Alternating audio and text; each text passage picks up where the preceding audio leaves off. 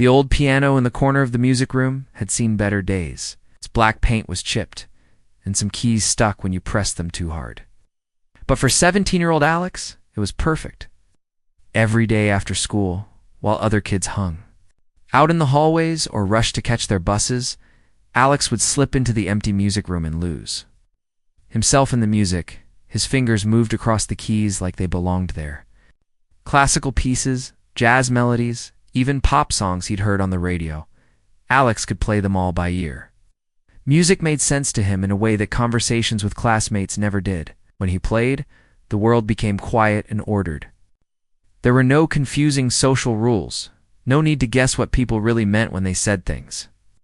No awkward silences that stretched on forever. Alex had autism, and while that made many parts of his daily life challenging, it also gave him something special. His brain worked differently, picking up patterns and details that others missed. When he listened to a piece of music, he could hear every single note, every rhythm, every tiny change in volume. It was like having a supercomputer in his head that was programmed specifically for music. The other students at Lincoln High School didn't really understand. Alex, they saw a quiet kid who ate lunch alone, who sometimes rocked back and forth when he was thinking, and who would cover his ears when the hallways got too noisy. They didn't see the hours he spent practicing, or the way his face lit up when he discovered a new piece of music. To them, he was just different, and different often meant someone to avoid, or worse, someone to laugh at. But Alex didn't mind being alone most of the time. He had his music, and that was enough. His parents supported his passion even though they worried about him. They bought him a beautiful upright piano for his bedroom. And they never complained about the hours of practice that echoed through their house every evening. His music teacher, Mrs. Chen, was one of the few people who really saw his talent. She'd been teaching for 30 years, and she'd never encountered a student quite like Alex. "You have a gift," she would tell him after their weekly lessons. "Don't let anyone convince you otherwise." It was Mrs. Chen who first mentioned the regional youth piano competition. She brought it up casually one Tuesday afternoon while Alex was working through a difficult batch piece. "You know, Alex, there's a competition coming up in 3 months. I think you should consider entering." Alex stopped playing and looked at her. The idea of performing in front of strangers made his stomach flip, but there was something exciting about it too. What kind of competition? It's for young pianists under 18. Students come from all over the state. The winner gets a scholarship and the chance to perform with the city orchestra. Mrs. Chen sat down beside him on the piano bench. "I really think you have what it takes." That night, Alex couldn't stop thinking about the competition. He researched everything about it online. Past winners, judges, the types of pieces that usually won. The more he read, the more determined he became. He wanted to do this. He needed to do this. The next day at school, Alex did something he rarely did. He approached a group of his classmates. They were standing by their lockers, talking about weekend plans. When they saw him coming, their conversation stopped. Alex said, his voice quieter than he'd intended. "I wanted to tell you guys something. I'm entering a piano competition." The response wasn't what he'd hoped for. Jake, one of the popular kids, let out a laugh. "You in a competition?" "Dude, you can barely talk to people without freaking out." "Yeah," added Riley, Jake's girlfriend. "Competitions are like super stressful. You have to perform in front of hundreds of people. No offense, but you cover your ears when the lunchroom gets too loud." More students had gathered around now, drawn by the unusual sight of Alex trying to have a social conversation.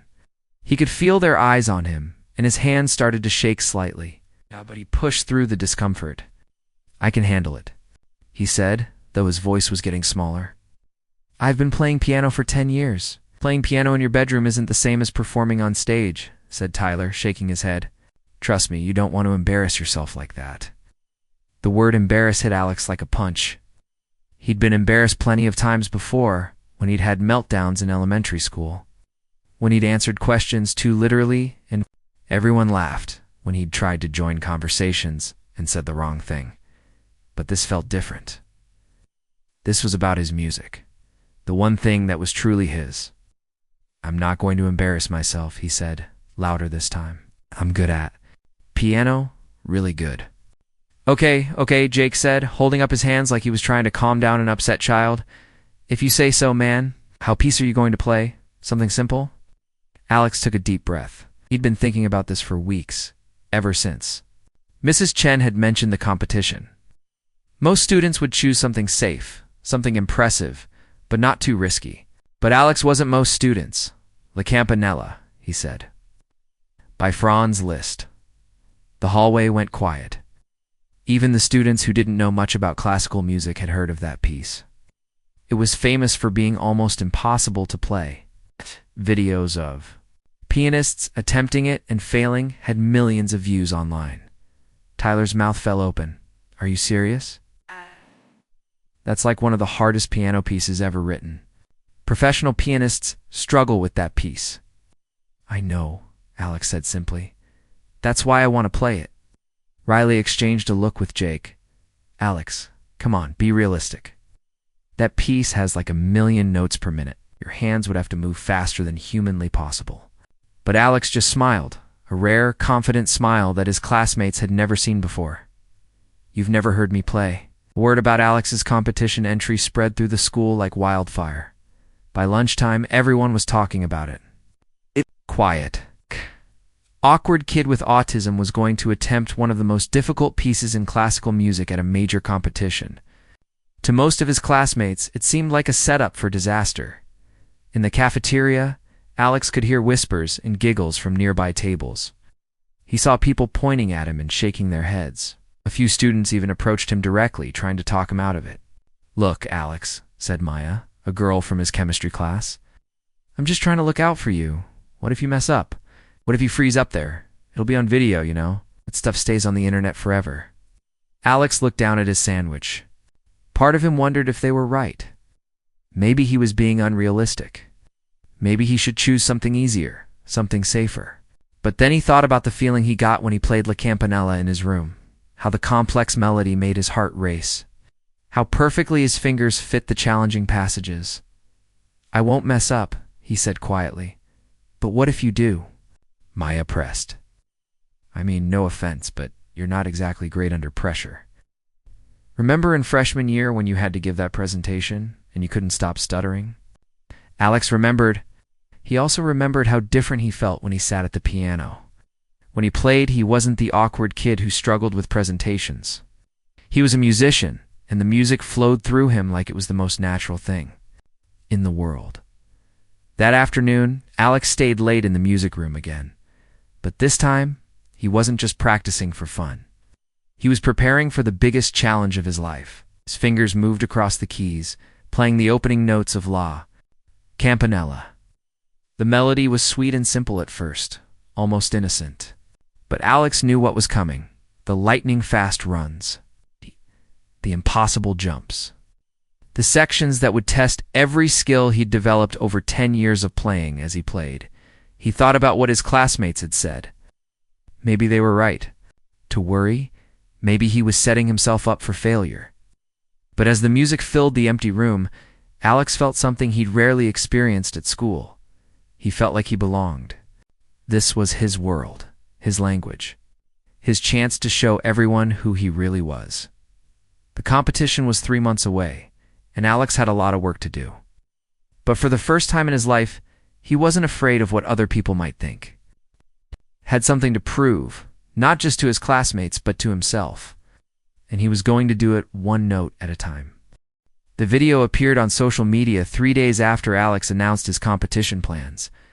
Someone had secretly recorded him during lunch, catching him in one of his moments when the cafeteria noise became too overwhelming. In the video, Alex was covering his ears and rocking slightly back and forth, trying to calm himself down. The person who posted it had added a cruel caption. This guy thinks he can win a piano competition. Can't even handle lunch without having a meltdown. Within hours, the video had hundreds of views and dozens of comments.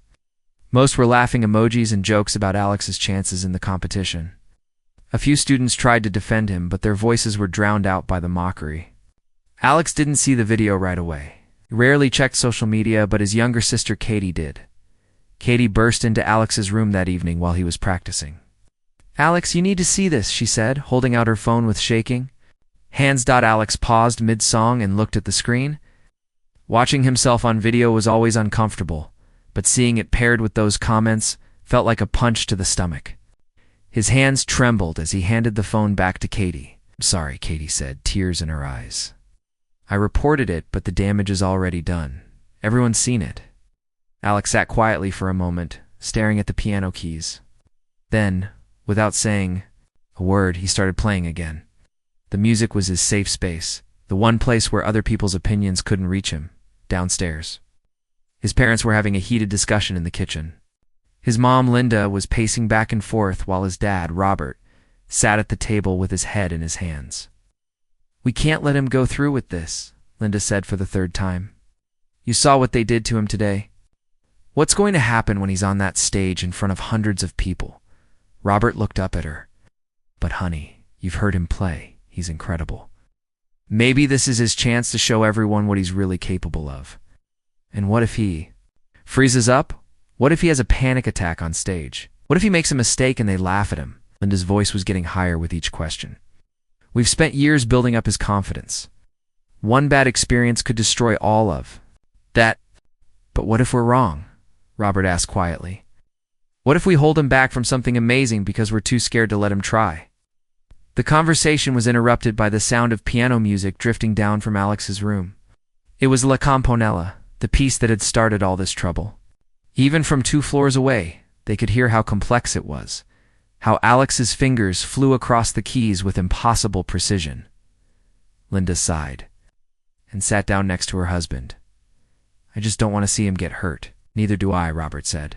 "Taking her hand, maybe getting hurt, is part of growing up. Maybe we need to trust him on this one." At school the next day, things got worse. The video had spread beyond their high school to other schools in the district. Students Alex had never met were now laughing at him in the hallways. During his first period class, he could hear whispers and giggles from behind him. When he turned around, several students quickly looked away, but their smirks remained. During lunch, Alex decided to eat in the music room instead of the cafeteria. Mrs. Chen found him there, picking at his sandwich while staring at the piano. "Rough day?" she asked, sitting down beside him. Alex nodded. "Maybe everyone's right. Maybe I'm being stupid." Mrs. Chen was quiet for a moment. Then she walked over to the piano and played a few notes of La Campanella. "You know, when I was your age, I wanted to audition for the youth orchestra.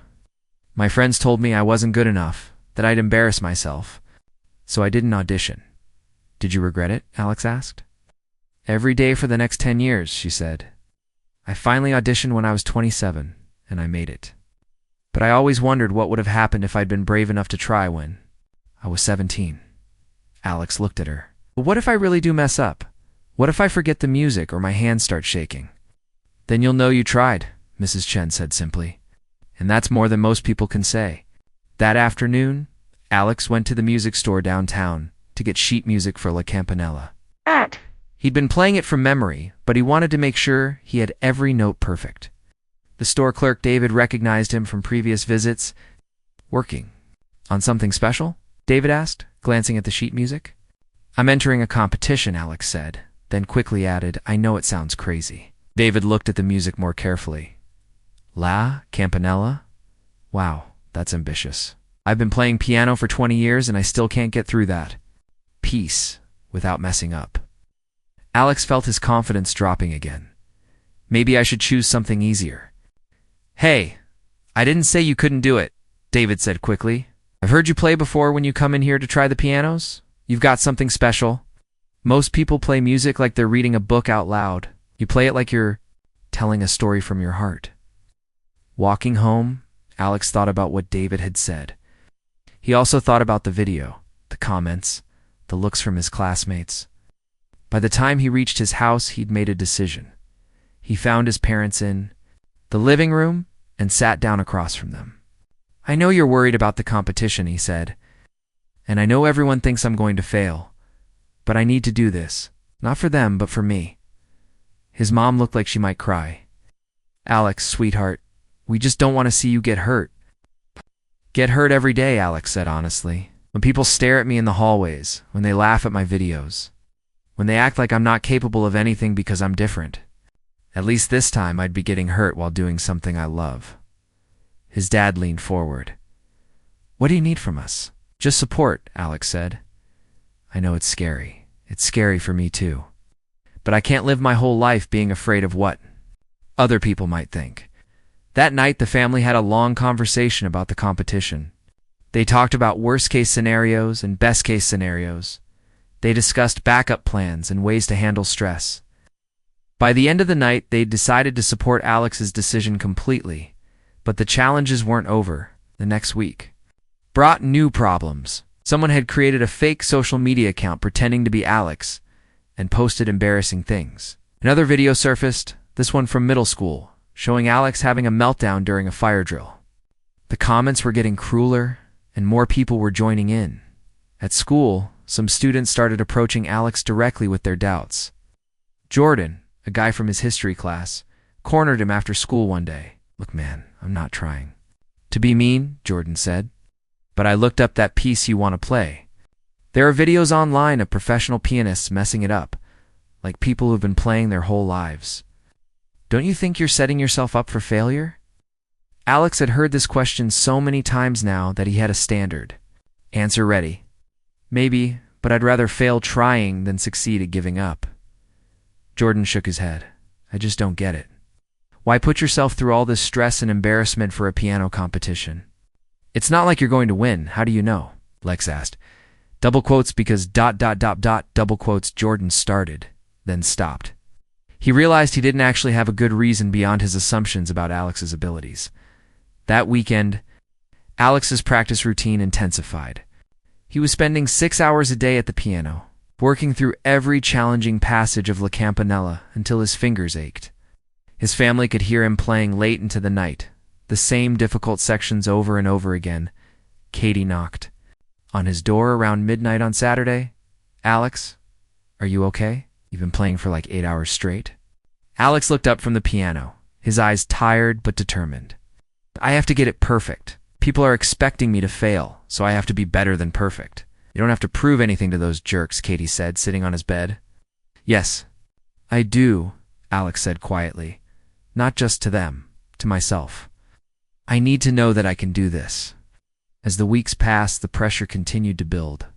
More videos appeared online, more comments poured in, and more people at school treated Alex like he was either brave or foolish, with very little middle ground. Some teachers started giving him concerned looks, wondering if they should intervene. But through it all, Alex kept practicing. Every cruel comment, every doubtful look, every piece of discouragement just made him more determined to prove that he belonged on that competition stage. He had something to show the world, and nothing was going to stop him from showing it. The morning of the competition arrived with gray clouds hanging low over the city. Alex woke up at 5 a.m., 2 hours before his alarm was supposed to go off. His stomach felt like it was doing backflips, and his hands were already shaking slightly. He'd barely slept the night before, running through La Campanella in his mind over and over again. Downstairs, his mom was already in the kitchen making breakfast, even though it was barely dawn. She looked like she hadn't slept much either. Dark circles shadowed her eyes, and she kept checking her phone nervously. "Morning, sweetheart," she said, trying to sound cheerful. "I made your favorite pancakes with blueberries." Alex sat down at the table, but could barely manage a few bites. The food felt like cardboard in his mouth. "What if I mess up, Mom? What if I get up there and just freeze?" Linda sat down next to him and took his trembling hands in hers. "Alex, listen to me. Whatever happens today, your dad and I are proud of you. You've worked harder for this than anything I've ever seen. But what if it's not enough?" Alex whispered. "Then we'll figure it out together," she said simply. "But right now, I need you to stop thinking about what could go wrong and start thinking about what could go right." The competition was being held at the Grand Theater downtown, a beautiful old building with red velvet seats and gold decorations on the walls.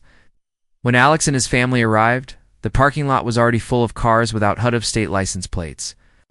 Families were walking toward the entrance, many carrying expensive instrument cases and looking confident.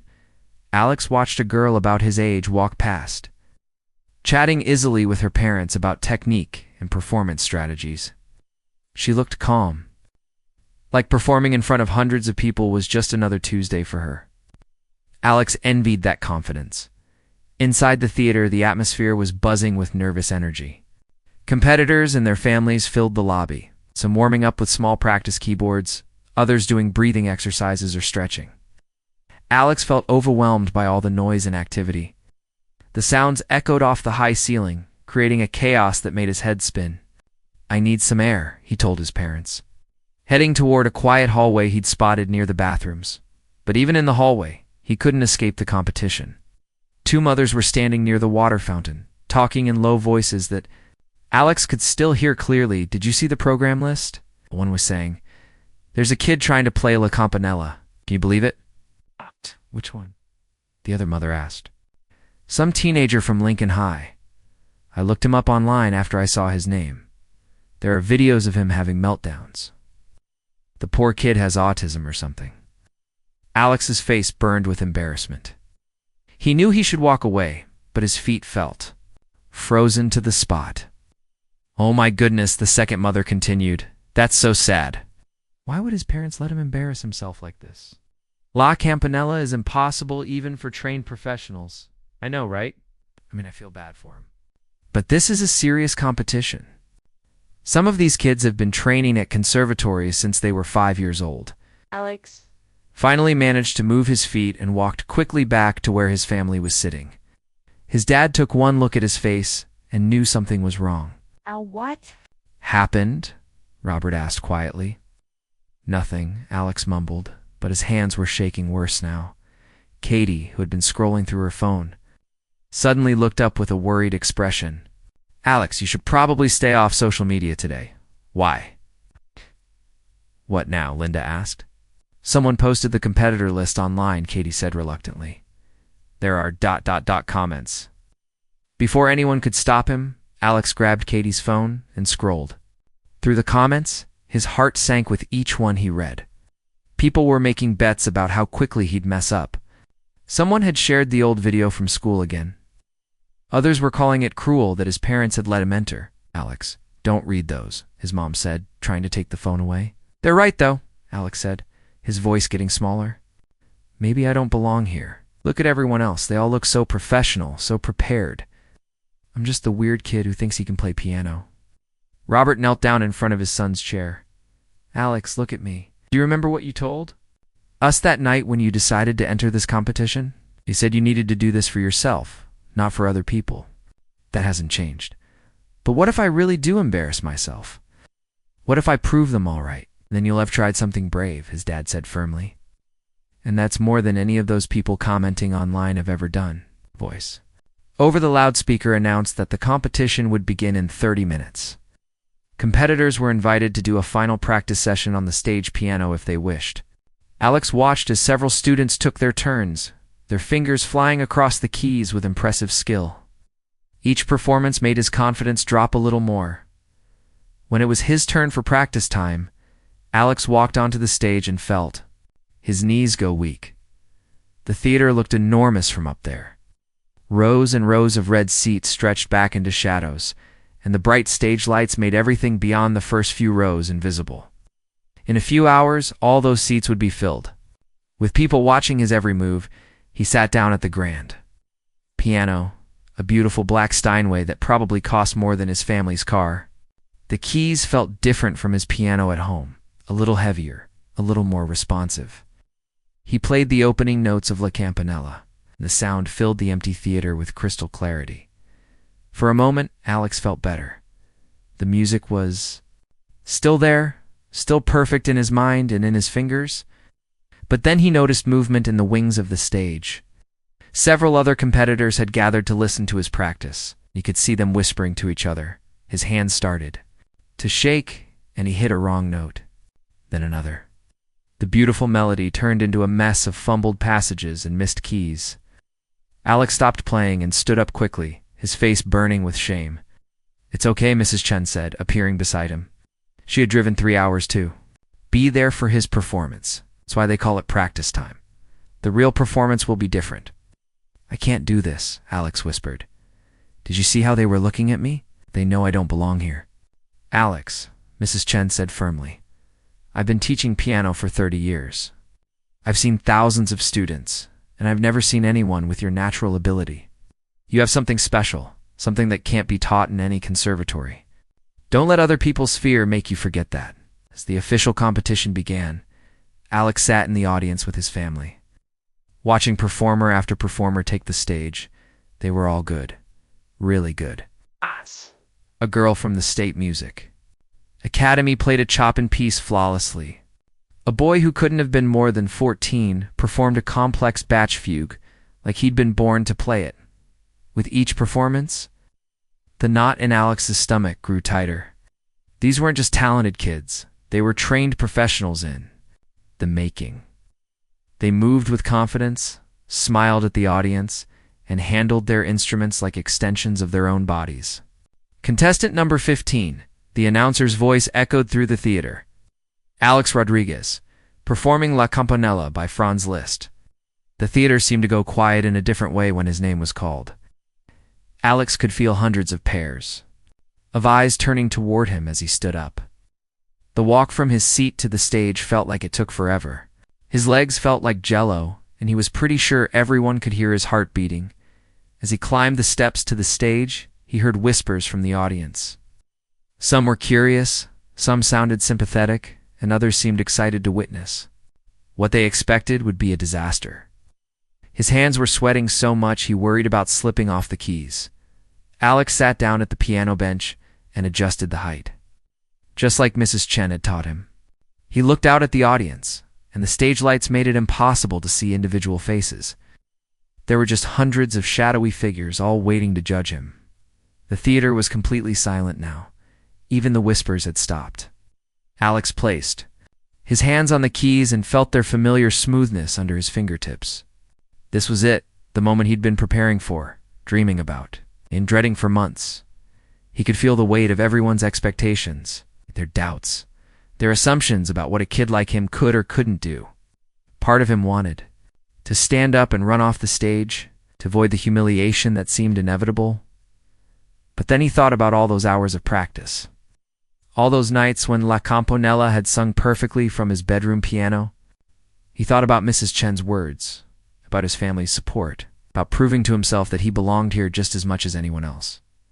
Alex took a deep breath, closed his eyes for just a moment, and let his fingers find the first notes of the piece that would change everything. The first note hung in the air like a crystal bell. Pure, clear, and absolutely perfect.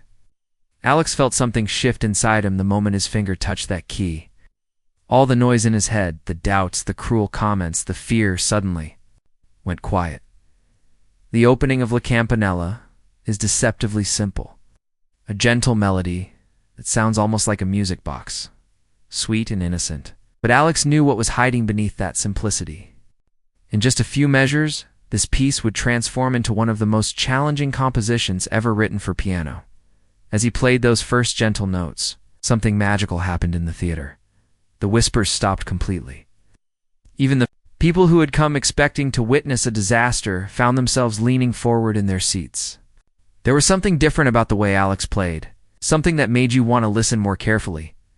His autism, which had made him feel like an outsider his entire life, was now working in his favor. The same mind that struggled with casual conversation could process musical patterns with incredible precision. Every note of La Campanella was mapped perfectly in his brain. He could see the entire piece laid out like a complex puzzle that only he knew how to solve.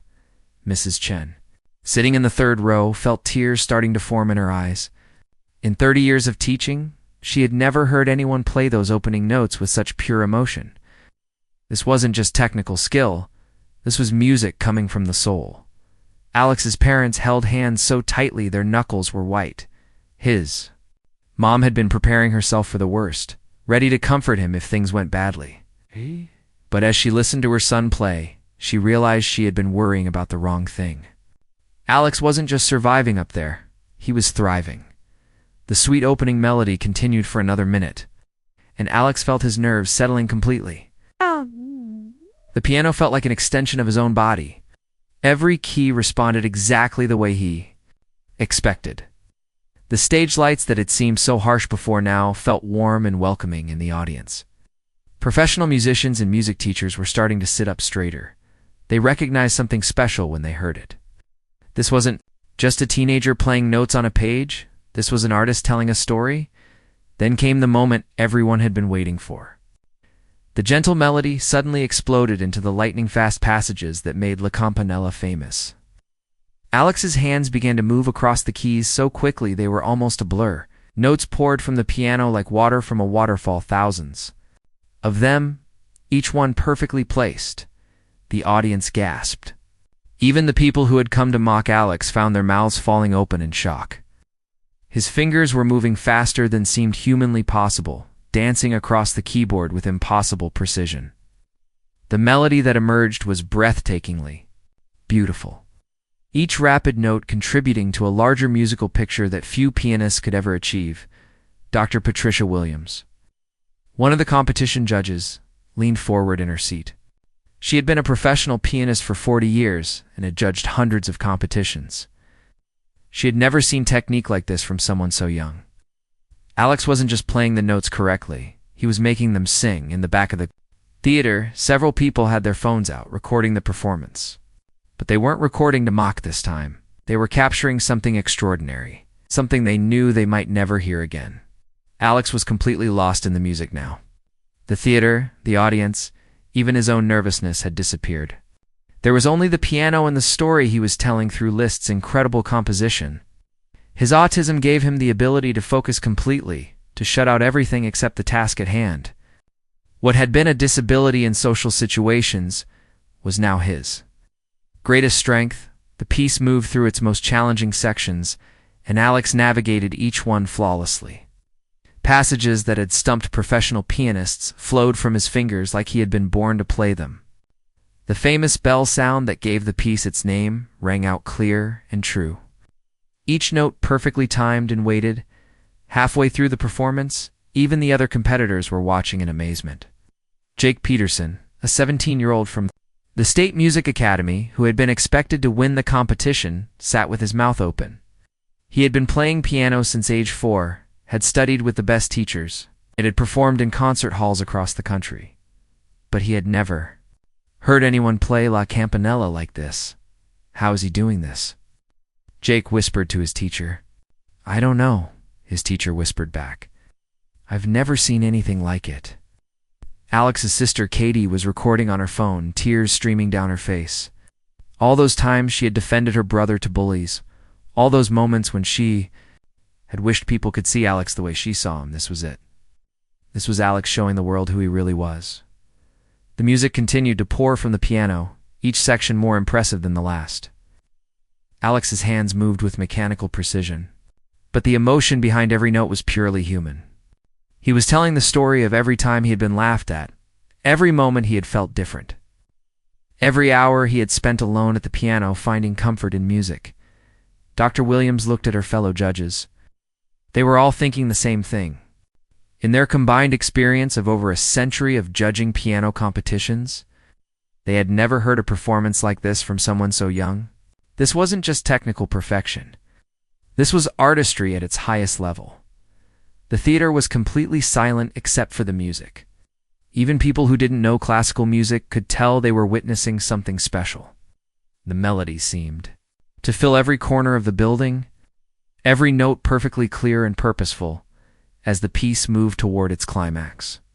The technical challenges became even more intense, but Alex met each one with calm confidence. His fingers found every key exactly where it needed to be.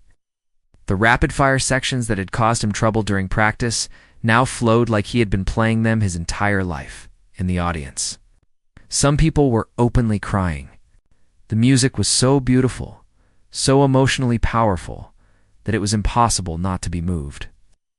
This was why people fell in love with classical music in the first place, for moments like this, when a performer transcends technique and touches something deeper. Mrs. Chen was sobbing openly now, not caring who saw her. She had always believed in Alex, but even she hadn't expected this. She was watching her student achieve something that most pianists could only dream of. All those after-school practice sessions, all those patient corrections and encouragements had led to this perfect moment. The final section of La Campanella arrived, and Alex attacked it with fierce determination. Alkies. These were the most challenging measures in the entire piece, requiring strength, speed, and precision all at once. But Alex played them like they were simple scales, his technique flawless, and his musicality never wavering, as the last notes rang out in the theater. Alex held his hands on the keys for just a moment longer, letting the final chord fade naturally. Then he sat back slightly and looked out at the audience for the first time since he had started playing. The theater was completely silent. For a few seconds that felt like hours, nobody moved. The performance had been so extraordinary that the audience needed a moment to process what they had just heard. Then, slowly, one person began to clap, then another, and the entire theater erupted in the loudest, longest standing ovation anyone there had ever heard. People were on their feet, cheering, crying, and applauding with everything they had. Alex stood up from the piano bench, still not quite believing what had just happened. The same people who had whispered doubts about him were now cheering louder than anyone. The judges were standing and applauding. Even the other competitors were clapping enthusiastically, their own ambitions forgotten in the face of what they had just witnessed. As Alex took his bow, he felt something he had never experienced before. For the first time in his life, he felt like he truly belonged exactly where he was. The applause seemed to go on forever. Alex stood on the stage, still processing what had just happened, as wave after wave of cheers washed over him. People were standing on their seats, some wiping tears from their eyes, others holding their hands above their heads as they clapped. The sound was so loud it echoed off the theater walls like thundered on the front row. Dr. Williams turned to her fellow judge, Professor Martinez from the State University. "In 40 years of judging," she said, her voice shaking with emotion, "I have never heard anything like that." Professor Martinez nodded, still clapping. That wasn't just a performance. That was art at its purest form. The third judge, a renowned pianist named Claire Thompson, was openly crying. "I've performed that piece myself in concert halls around the world," she said, "but I've never heard it played with such soul, such perfect understanding of what Liszt was trying to express." Alex finally managed to walk off the stage, his legs still shaky from adrenaline. The moment he stepped into the wings, he was surrounded by other competitors. These were the same students who had been whispering about him earlier, questioning whether he belonged there. Jake Peterson, the conservatory student who had been favored to win, was the first to reach him. "Dude," he said, his voice full of genuine amazement, "that was incredible. I mean, seriously incredible. I've been studying piano my whole life, and I've never heard anyone play like that." "You made it look so easy," said Hannah, a girl from the State Academy. "I tried to learn that piece last year and gave up after 2 weeks. How did you make those impossible passages sound so smooth?" Alex looked around at all the faces staring at him with newfound respect and admiration. These were students he had admired from afar, thinking they were in a completely different league from him. Now they were asking him for advice. "Just practiced a lot," Alex said quietly, still not quite believing this was real. "It was more than practice," said Tom. "Another competitor. That was something special, something you can't learn from any teacher." Back in the theater, the audience was still buzzing with excitement. People were turning to strangers next to them, asking if they had ever heard anything like that before. Social media was already exploding with videos of the performance, but this time the comments were completely different. "This kid is a genius," one comment read. "I literally got chills listening to this," said another. "This is why we should never judge people by their differences," wrote someone else. Alex's family was surrounded by people wanting to congratulate them. His mom, Linda, was crying so hard she could barely speak. Strangers were coming up to her, telling her how proud she must be, how special her son was. "I knew he was talented," she managed to say between tears, "but I never imagined. I never dreamed he could do something like this." His dad, Robert, was getting emotional too, but in a quieter way. For years, he had watched his son struggle with simple social interactions, had seen him get frustrated when the world didn't make sense to him. Now he was watching hundreds of people celebrate Alex for exactly who he was. Katie was still recording everything on her phone, capturing the reactions and the aftermath. She knew this moment would change her brother's life forever. She wanted to remember every second of it. Mrs. Chen found Alex in the hallway outside the theater, sitting quietly on a bench while chaos swirled around him. The noise and excitement were overwhelming, and he needed a moment to process everything. "How do you feel?" she asked, sitting down beside him. Alex was quiet for a moment, trying to find the right words. "Different," he finally said. "Like for the first time in my life, being different was actually a good thing." Mrs. Chen smiled. "Alex, what you did in there wasn't just about being different. It was about being exceptional. There's a big difference." The results announcement came an hour later. Judges didn't even need to deliberate. Alex had won by unanimous decision, something that rarely happened in competitions of this level. When his name was announced as the winner, the theater erupted in applause again, but the real change wasn't in the trophy or the scholarship money. It was in the way people looked at Alex now. As he walked back to his seat after accepting his award, students and parents alike stood up to shake his hand, to tell him how much his performance had moved them. One elderly woman stopped him in the aisle. "Young man," she said, tears in her eyes, "I've been coming to these competitions for 20 years, ever since my grandson started playing piano. I've never been so moved by a performance in my life. You have a gift." The drive home was surreal. Alex sat in the back seat, holding his trophy and staring out the window. His phone was buzzing constantly with messages and friend requests from people who had seen the videos online. The same kids who had mocked him just days before were now trying to connect with him on social media. "Look at this," Katie said, showing him her phone. "Your performance already has over 1 million views on TikTok." And the comments, "Alex, people are calling you a genius." But Alex wasn't really interested in the online fame. What mattered to him was something simpler, the feeling of being accepted for who he was. For 17 years, he had felt like he was living in the wrong world, like he didn't fit anywhere. Today, for the first time, the world had adjusted to fit him. When they got home, there was already a news van parked outside their house. A reporter approached them as they got out of the car, asking for an interview. Alex's parents politely declined. They wanted to keep this moment private for now, to let their family process what had happened. Inside the house, Alex went straight to his room and sat down at his old upright piano. He played the opening notes of La Campanella again. The same notes that had started his incredible journey that morning, but they sounded different now, richer somehow, filled with new meaning. The next few days brought changes Alex never could have imagined. The video of his performance went viral worldwide, shared by classical music lovers and people who had never listened to piano music before. News outlets picked up the story, calling it the performance that broke the internet and how one teen's courage changed everything. At school on Monday, Alex's experience was completely different. Students who had never spoken to him before came up to congratulate him. Teachers mentioned his achievement in their classes. The principal asked him to perform at the schools. Next assembly, the bullies who had made the cruel videos were nowhere to be found. Some had even posted apologies online, admitting they had been wrong to judge Alex before seeing what he was truly capable of. But perhaps the most meaningful change was in Alex himself. He walked taller now, spoke up more in class, and wasn't afraid to be himself around others. The performance had shown him something important. His differences weren't weaknesses to hide, but strengths to celebrate. Mrs. Chen watched this transformation with deep satisfaction. I'd always known Alex was special, but even she was amazed by how completely his life had changed.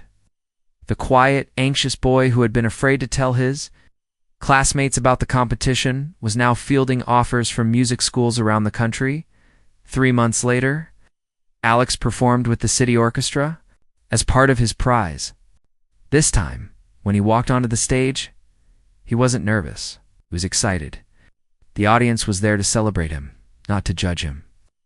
As he played that night, filling the concert hall with beautiful music, Alex realized something profound. He had finally found his place in the world. The boy who had been mocked for being different had become an inspiration to millions. His story spread far beyond the music world, touching anyone who had ever felt like an outsider, anyone who had ever been told they didn't belong. Alex had proved that being different wasn't something to overcome. It was something to embrace. Something that could change the world if you had the courage to share it.